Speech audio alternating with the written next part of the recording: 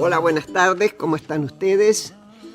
Bueno, una vez más, al lado de cada uno de los oyentes, con la ayuda invalorable de Claudio Acevedo en la parte técnica, conmigo al lado mío y produciendo antes, Pablo Marmorato, y que tiene que hacer un anuncio, como siempre.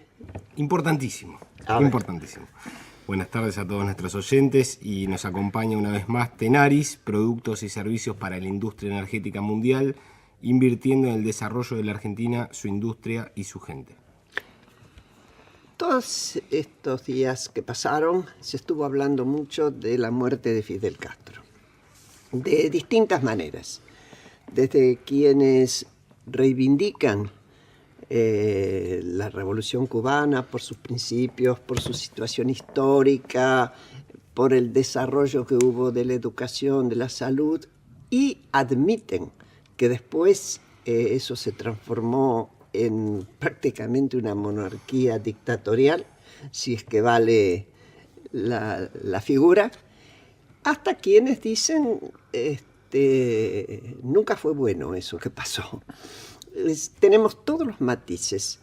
Y para hablar de eso que tal vez para muchos de los oyentes, como para mí, formó parte de nuestra historia en nuestra juventud. Yo me enamoré de los barbudos en su momento, no de ellos particularmente, sino de lo que estaban haciendo en Cuba, azotada por Batista, etcétera.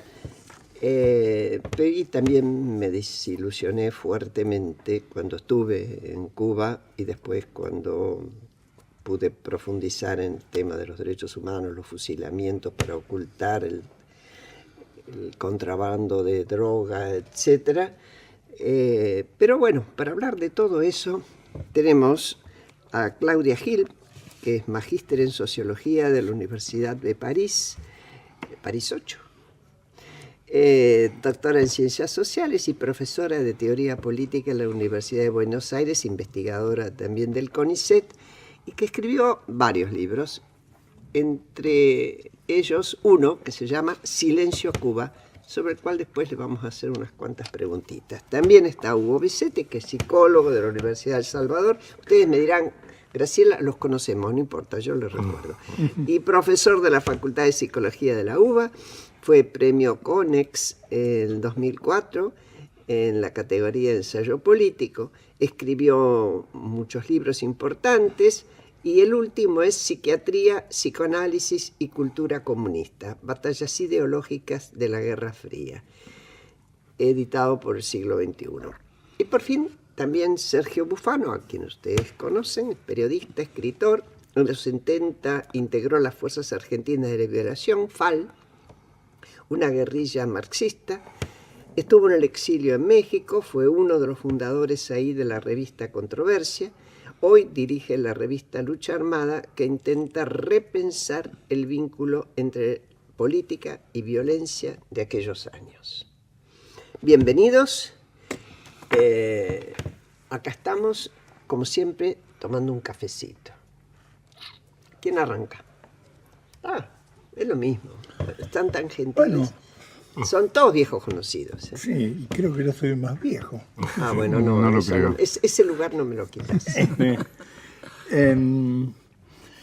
creo que en principio hay que evitar los riesgos de la autobiografía, lo cual no quiere decir que esto no esté presente, efectivamente. ¿Qué significó en la vida de todos nosotros? Yo puedo decir que la primera vez que yo decidí, de algún modo decidí y participé de un modo más activo en una manifestación pública en las calles de Buenos Aires, fue para celebrar el triunfo de la Revolución Cubana. Yo era muy chico y acompañaba más bien a mi hermano y a sus amigos. Ahora, hay que decirlo, que quienes celebraban conmigo eran los mismos que habían celebrado la caída de Perón unos años antes, ¿no? Exactamente. Los que salieron con escobas. Entonces, efectivamente. Entonces, ahí hay una dimensión que nos ha capturado, por un tiempo por lo menos, que ahora es importante. Esa dimensión del mito es previo a lo que podría ser la construcción de la figura del dictador comunista, porque claro. Ese mito del revolucionario, bueno, cautivaba a todo el mundo. De hecho, fue así recibido en los Estados Unidos, en la Argentina, en fin. Oíme, Parimatch, Que, me hizo conocer a mí las fotos. Parimatch, una revista de derecha en Francia, con un gran reportaje a la guerrilla en Sierra Maestra. Yo, la primera vez que los vi en foto fue ahí. entonces, ahí hay que decir, bueno, efectivamente, el mito ha sobrevivido y probablemente sobrevivirá a su actuación pública. Porque la otra cara es que es el último de los dictadores comunistas, digamos, que sobrevivió a la caída del muro. Quiero decir, hay que verlo en la saga de los Honecker o los de los Sesescu, en todo caso, con las variantes regionales, ¿no? Con las palmeras y la salsa, pero, y el calor tropical, o lo que usted, ¿no? Pero quiero decir, y esto no es nuevo. En todo caso hay que preguntarse cómo ese cuestionamiento a Fidel Castro, en la línea de lo que había sido el cuestionamiento del sistema soviético, eso tiene 40 años por lo menos. Sí. Quiero decir, yo puedo darte una anécdota. Año 85, yo estaba en la Facultad de Psicología como delegado interventor. Estuvo acá Castoriadis, digamos, una figura de la izquierda intelectual francesa, en fin, que venía de trotskismo, que había hecho su gran crítica al sistema soviético. Cuando le preguntan por Fidel Castro, dice, yo ya dije lo que tengo que decir sobre ese sistema de poder. Punto, para él no había más problemas. No digo que esa sea la mejor respuesta, porque probablemente también es simplificadora, deja de ver cuestiones particulares de esa figura en Latinoamérica que probablemente desde Europa no se ven del mismo modo. Pero quiero decir, ahí había una categorización clara, un concepto claro dónde ubicar, en todo caso, políticamente. Sí. Sí, yo, Está claro. digo, retomando lo que dice Hugo, a mí una cosa que me sorprendía mucho en estos días es una serie de reacciones emotivas que parecen colocarse exclusivamente en aquel primer momento del que habla Hugo. Entonces, hay algunas personas de las que uno podía esperar que no, así como no vieron nada durante 60 años, sigan, o durante 55 años, sigan sin ver nada de aquello que ha sucedido en Cuba desde el 1 de enero del 59 hasta hoy. Pero a mí lo que más me sorprendió es la reacción de mucha gente, y esto creo que es un fenómeno además que tiene que ver con las redes sociales, pero eso podemos tal vez conversarlo o no. Mucha gente que ponía en primer plano su reacción emotiva, su reacción biográfica. Claro. Yo debo decir, a mí me parecía casi obsceno. Digo, existiendo estos 55, 57 años de dominación total del partido de Fidel en Cuba, poner en primer plano, ante la muerte de Fidel Castro, mi reacción emotiva, porque me hace acordar a mi juventud, donde yo tenía ilusiones, la verdad que me parece increíble, me parece una falta de respeto hacia las víctimas de ese régimen, hacia la gente que adentro y afuera de Cuba ha luchado y lucha por las libertades en ese régimen. Me ha parecido muy insólito, pero sobre todo de la gente, para decirlo de algún modo, que más se parece a mí. Es decir, que de la cual yo podía esperar, porque había escuchado siempre manifestaciones muy críticas respecto del régimen. Yo decía, creo que tiene algo que ver con las redes sociales que confunden este nivel de lo público y de lo privado, y que de repente la gente hace una especie de catarsis privada en un lugar público sin detenerse 2 minutos a pensar que está haciendo una manifestación pública sobre un fenómeno histórico y que no se trata solo de recordar con nostalgia ligeramente y una melancolía un poco obscena sus propias sensaciones de plenitud de hace 40 años. Yo creo que además todo esto que decís es cierto, y me parece que hay que ponerlo en un contexto. Una vez yo le pregunté a una amiga psicoanalista, ¿por qué en las personas que llegan a cierta edad, ya estoy hablando de caracterizaciones más claras, ¿no?, es más fácil la memoria retro? Y ella me dijo, a lo mejor porque recuerdan cuando fueron fuertes protagonistas.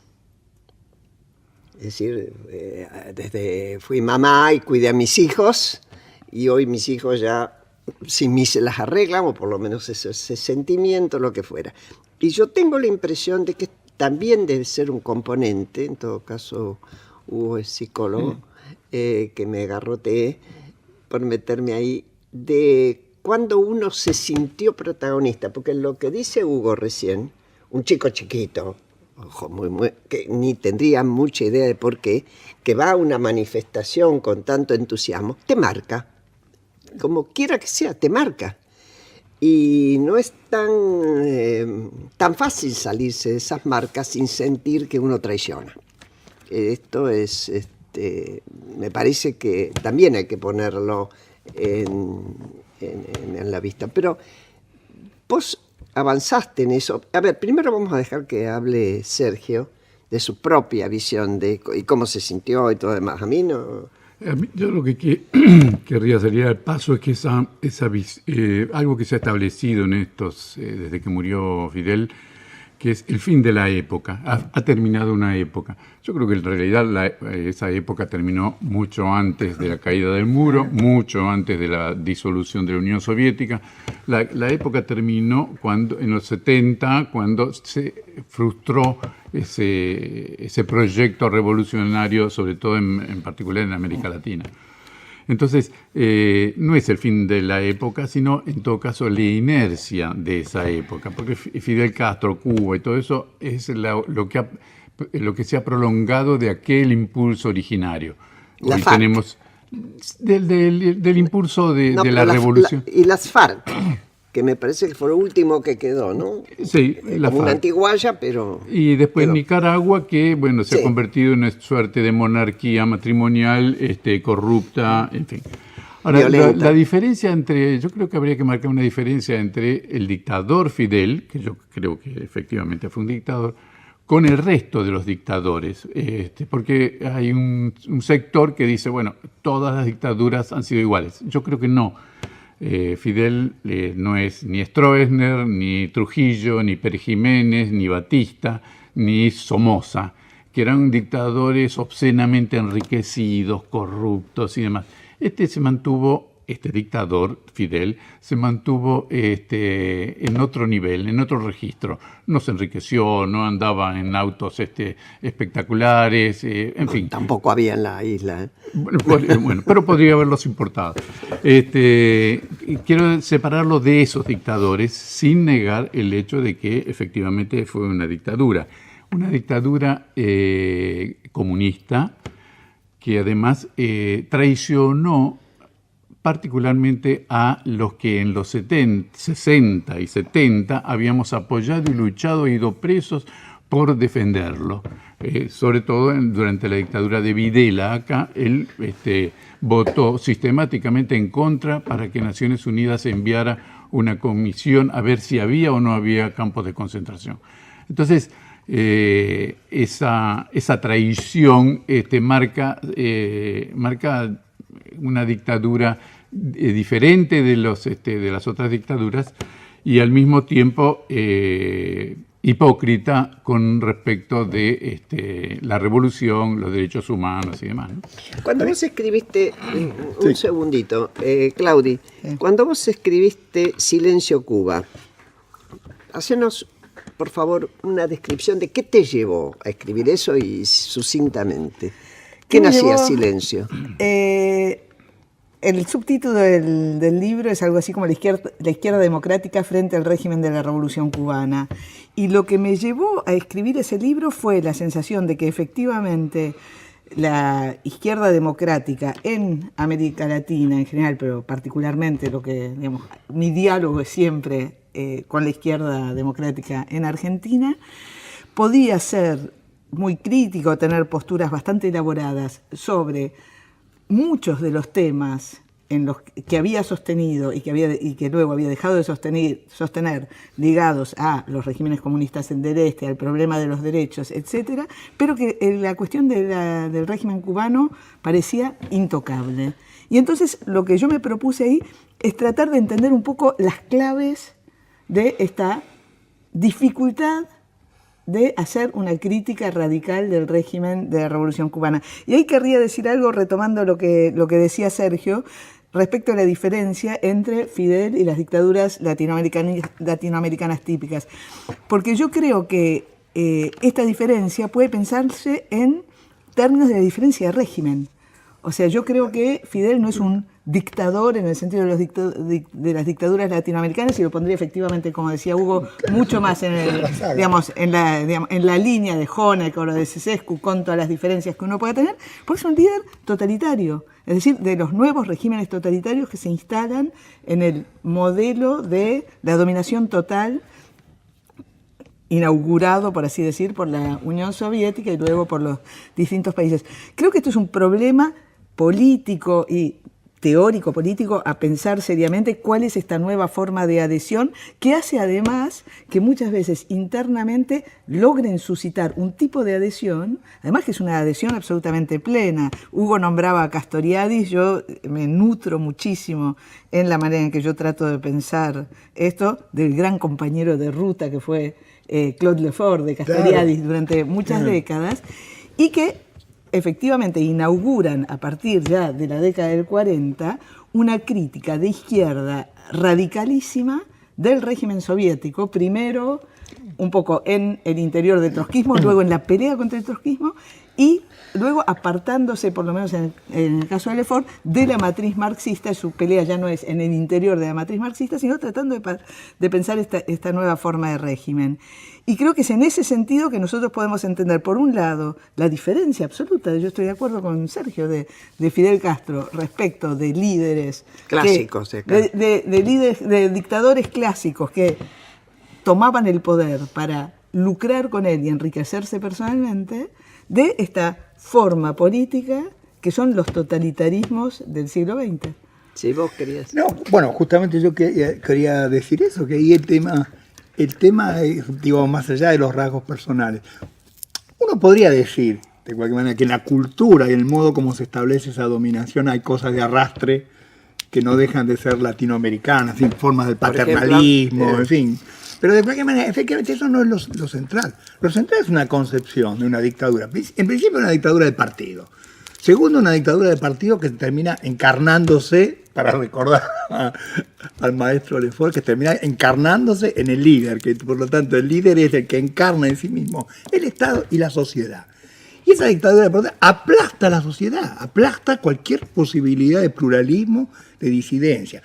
Comienza además por la forma más clásica, en todos los casos, liquida la disidencia y la diferencia en la propia cúpula de la dirigencia que hace la revolución. Lo liquidó a todos. Así es. Bueno, primera cuestión. En segundo lugar, instala, y a algunos se lo sacó de encima, claro, como a Che Guevara, que le dijo anda nomás a Bolivia. Y a partir de ahí instala una especie de uniformidad verticalista que incluso tiene ese agregado, que eso no hay que cargárselo al leninismo, digamos así, de la gerontocracia nepotista, digamos, que además están repetidas en las experiencias comunistas del mundo. No confía más que en el hermano, en el hijo, ahora no sé qué familiar le queda, digamos, si es que tiene 9 hijos, así que... Bueno, si ese régimen tiene alguna posibilidad de sobrevivencia, le quedará, digamos, encontrar en el círculo familiar. Para mí me preocupa mucho, y yo diría que ese es el punto central. Si tratamos de hacer de esto una reflexión de intelectuales que venimos de la izquierda, que tenemos una tradición en la izquierda y que queremos discutir la cultura de izquierda, son los efectos nefastos, la verdadera hipoteca ilevantable que esto ha dejado para un pensamiento de la izquierda y de una izquierda democrática en Argentina. En Argentina, en América Latina. Bueno, estamos, ¿no? Entonces me parece que este es el punto central. Porque esa revolución podía haber desembocado en un régimen de otro tipo, en un régimen progresista, donde de hecho incluía allí otras expresiones políticas. Hay que recordar que tuvo el apoyo de los militares que acababan de derrocar a Pérez Jiménez en Venezuela. ¿Y qué hicieron los militares que eran más o menos progresistas en Venezuela? Llamaron a elecciones. Después la historia fue en la dirección que fue, ¿no? Yo creo que había otra situación. Bueno, de cualquier manera, quiero decir, era posible y además así fue prometido por el propio Fidel Castro en el primer periodo, ¿no? Por lo tanto, la idea de que si no era Fidel Castro, era una dictadura, digamos, subordinada a los designios de lo peor del imperialismo yanqui, es una fantasía, digamos. Esa no era la alternativa. No está escrito que fuera no así. era esa la alternativa en ese momento. Pablo, Una ¿vos querés pregunta preguntar? para cualquiera de los tres que quiera comenzar. Claudia quería. Sí, yo quería acotar una cosa. Dale, y yo después me sumo. Respecto del modo en que Fidel y el grupo dirigente más estrecho, y ni siquiera Fidel, va liquidando la oposición en la década del 60, es extraordinario. Lo que hace con los sindicatos, lo que hace con el ejército poniendo preso a Uber Matos, lo que hace con la cultura exiliándose Carlos Franchi. Estoy hablando de grandes personajes, líderes de la revolución. Lo que hace con el movimiento estudiantil, donde va preso Pedro Luis Boitel, que luego muere en la cárcel, el máximo dirigente estudiantil de la revolución, y así sucesivamente. Y este movimiento de concentración del poder, que lo que yo trato de sostener en Silencio Cuba justamente, es inescindible del proceso de ampliación de la igualdad económica y en la medicina, en la salud, todo esto que siempre se defiende. O sea, este proceso de igualación en la educación y de la salud, que efectivamente se verifica en los años 60 y después deja de verificarse, es inescindible del proceso de concentración de poder. Entonces, lo que yo insisto ahí es que uno no puede decir en la Revolución Cubana, como uno escucha tantas veces, no, yo estoy de acuerdo con el proceso de igualación en la educación y la salud, pero claro, lo otro es un error o un exceso. No, el proceso de igualación de las condiciones fue hecho bajo la forma de la concentración absoluta del poder. Entonces, esto es lo que hay que pensar, esto es lo que pone en jaque para nuestras creencias respecto a la revolución, el destino de la Revolución Cubana. ¿Sí? Pablo. No, la pregunta es la siguiente. Entonces, vamos con Sergio y después se enganchan. El boicot a Cuba por parte de Estados Unidos, en el contexto de Guerra Fría, ¿preformateó de algún modo alguna de estas caracterizaciones que están ofreciendo? Pudo haber sido, digamos, si no existía eso, contrafáctica, ¿no? La pregunta, pero ¿pudo haber sido de otro modo? Seguramente, digo, de alguna manera Estados Unidos apoyó a la dictadura de Fidel Castro desde la oposición, es decir, al mantener el bloqueo, al impedir que se desarrollara económicamente. Efectivamente, Estados Unidos fue afín a la dictadura de Fidel. Yo creo que eso está visto. El tema que yo quiero salir al paso es, acá se plantea un dilema que es que no está resuelto en ningún lado, que es justicia social y libertades públicas, libertades individuales. Porque efectivamente hoy UNICEF dice, en Cuba no hay analfabetismo, la vida de los adultos se ha prolongado, la salud pública es inmejorable, lo dice UNICEF, ¿no? Entonces, el tema, yo le creo a UNICEF en ese sentido y me parece que eso es verdad. Ya está dicho, y estamos los tres de acuerdo, los cuatro de acuerdo, los cinco, que fue una dictadura, efectivamente mató a la oposición, mató a sus propios camaradas, tuvo posiciones muy incorrectas, violatorias de todos los derechos humanos. Ahora bien, ¿cómo se resuelve el tema de pobreza y de libertades? ¿Por qué pregunto esto? Por lo siguiente.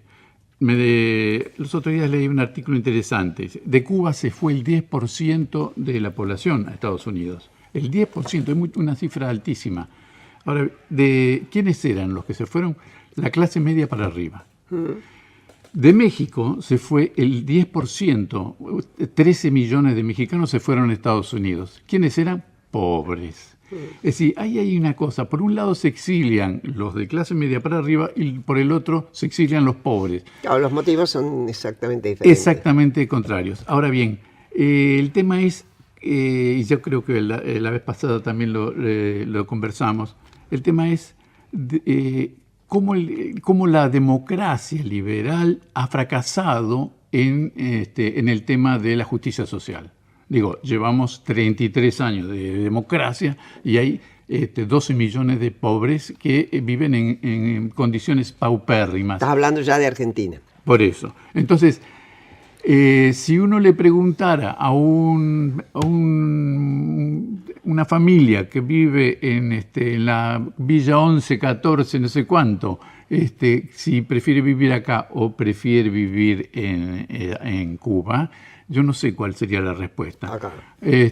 No estoy muy seguro. Nosotros como yo te pongo la firma.